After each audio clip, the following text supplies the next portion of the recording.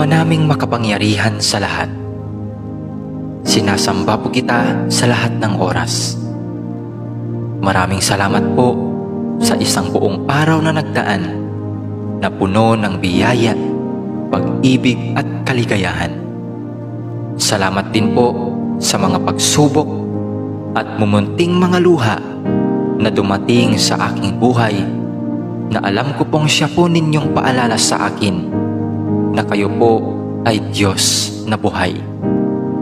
Maraming salamat po sa pagbabantay sa akin at sa aking pamilya at mga kaibigan sa loob ng maghapong ito, at sa paggabay sa amin sa mga pagsubok na aming nakasalamuha.